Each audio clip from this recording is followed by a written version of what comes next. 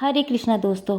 तो आज मैं जिस प्लान की रिपोर्टिंग कर रही हूँ वो है डस्टी मिल्क का प्लान। लेकिन आज रिपोर्टिंग पे बात नहीं होगी, बात होगी जिस मिट्टी में ये प्लांट लगा है उसके बारे में। आप देख सकते हैं मेरा प्लांट थोड़ा सा स्ट्रेस में आपको दिख रहा होगा। उसका रीज़न ये है कि ये जो प्लांट है रेड मिट्टी में लगा है और मैं इसको एक दिन के लिए पानी देना भूल गई और मिट्टी जो वो इतनी सख्त हो गई और प्लांट जो वो स्ट्रेस में चला गया। इस मिट्टी का यही रहता है कि अगर इसको पानी ना दिया जाए तो ये पत्थर की तरह सख्त हो जाती है और जब हम इसको पानी देते हैं तो बिल्कुल दलदली सी चिपचिपी सी हो जाती है, बिल्कुल ऐसे हो जाती है। ये जो मिट्टी है ना ये प्लांट्स के लिए कुछ ज़्यादा अच्छी नहीं होती है। उसका रीज़न ये है कि हमारे एरिए के वातावरण के हिसाब से, टेम्परेचर के हिसाब से जो है ये मिट्टी प्लांट्स के लिए अच्छी नहीं है। एक्चुअली जितने भी रेड मिट्टी में लगे प्लांट हैं वो बेंगलोर या महाराष्ट्र या फिर पुणे से लाए गए होते हैं, क्योंकि वहाँ की मिट्टी होती है रेड मिट्टी। तो आज हम इसी के बारे में बात करेंगे। सबसे पहले तो बड़े ही केयरफुली हम अपने प्लांट को जो वो पॉट में से निकाल लेते हैं। एक्चुअली ये रेड मिट्टी में लगा प्लांट है तो बहुत हार्ड हो गई थी मिट्टी, तो मैंने इसको पानी दे दिया था थोड़ा सा पहले ही। तो अभी क्या करना कि जब भी आप पॉट में से प्लांट को निकालते हो तो नीचे थोड़ा सा अगर आप टैप करेंगे ना तो प्लांट अपने आप ही बाहर निकल जाता है।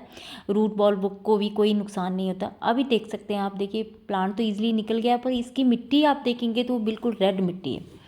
बिल्कुल ऐसी मिट्टी है, बिल्कुल रेड मिट्टी है। और अब पहले तो चलो बात करते हैं कि रेड मिट्टी होती कैसी है और ये कहाँ पाई जाती है। रेड मिट्टी जो वो ग्रेनाइट चट्टानों से बनी होती है, उनके टूटने से बनती है ये।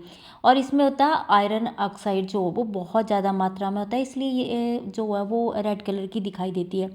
ये होती है ऐसे एरिया में जहाँ बारिशें बहुत ज़्यादा होती हैं, जैसे पुणे, महाराष्ट्र, बेंगलोर। इन जगहों पे क्या होता है कि बारिशें ज़्यादा होती है तो वहाँ ये मिट्टी होती है। तो वहाँ के एरिया के हिसाब से ये मिट्टी अच्छी है, क्योंकि वहाँ टेम्परेचर जो वो एक बैलेंस सा बना रहता है टेम्परेचर में, ना कम होता है ना ज़्यादा होता है। तो वहाँ जो प्लांट है इस मिट्टी में अच्छे से चल जाते हैं। लेकिन हमारे एरिया में इस मिट्टी में प्लांट जो वो अच्छे से नहीं चल रहे हैं। अक्सर हम नर्सरी से जब प्लांट लाते हैं तो बहुत सारे प्लांट ऐसे होते हैं जो कि रेड मिट्टी में लगे होते हैं, और ये रीज़न है कि ये प्लांट जो वो पुणे या बेंगलोर से आए होते हैं। वहाँ की मिट्टी जो है वो लाल होती है, जो कि पौधों के लिए ज़्यादा अच्छी नहीं होती है। ये जो मिट्टी है ना इसमें आयरन, कैल्शियम और पोटाशियम तो ठीक मात्रा में होता है, लेकिन नाइट्रोजन और फास्फोरस की मात्रा की कमी होती है, जिससे पौधे जो वो स्ट्रेस में चले जाते हैं।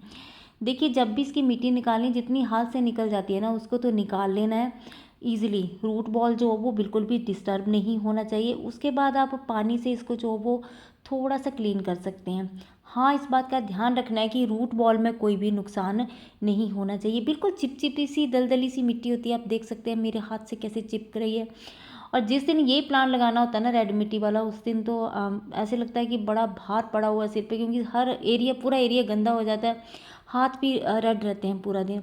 मैंने बड़े ही केयरफुली जितनी हाथ से निकल सकती थी मिट्टी मैंने उसको निकाल लिया। बाकी की मिट्टी जो है वो मैंने अच्छे से नीचे से धो दी, थोड़ी सी रहने दी, उसमें कोई प्रॉब्लम नहीं है। ऐसा नहीं है कि इस मिट्टी में प्लांट चलते नहीं हैं।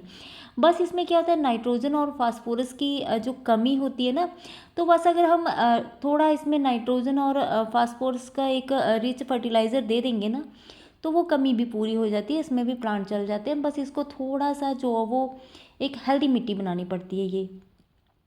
तो क्या है कि ये मिट्टी चिकनी होती है। चिकनी मिट्टी जो है वो जो मिट्टी देखिए बिना पानी के पत्थर जैसी हो जाती है, जब पानी देंगे तो बिल्कुल ऐसे हो जाती है कि चिपचिपी सी दलदली सी होती है। तो दोनों ही सिचुएशन में ये जो मिट्टी है ना प्लांट के लिए अच्छी नहीं है। दोनों ही सिचुएशन में ये क्या करती है, रूट का एयर सर्कुलेशन जो है वो ब्लॉक कर देती है। और रूट को जो वो एयर तो चाहिए ही चाहिए होती है। रूट को एयर नहीं मिलेगी तो जो प्लांट है वो अच्छे से सर्वाइव नहीं कर सकेगा।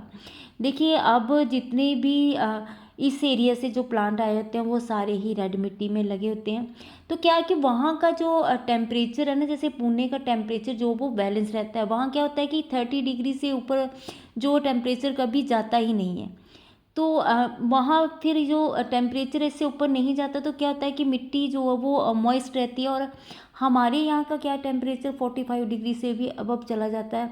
तो ये जो मिट्टी है ना वो हमारे प्लांट्स के लिए इतनी अच्छी नहीं होती है। ये जो मिट्टी होती है ना ये थोड़ी सी एसिडिक मिट्टी होती है, जो कि जैसे गुलाब, गंधराज या फिर गुड़हल को भी थोड़ी सी एसिडिक मिट्टी चाहिए होती है, उनके लिए अच्छी होती है। लेकिन फिर भी क्या होता है कि हमारे यहाँ का जो टेम्परेचर है वो इस मिट्टी को जो वो इस मिट्टी के लिए सूट नहीं करता है। हालांकि इसमें बहुत सारे प्लांट जो हैं वो चल भी जाते हैं, लेकिन क्या होता है कि फिर बार बार पानी देने की ज़रूरत पड़ती है। हम अगर थोड़ा सा पानी देना भूल जाएंगे तो प्लांट जो वो स्ट्रेस में चला जाता है।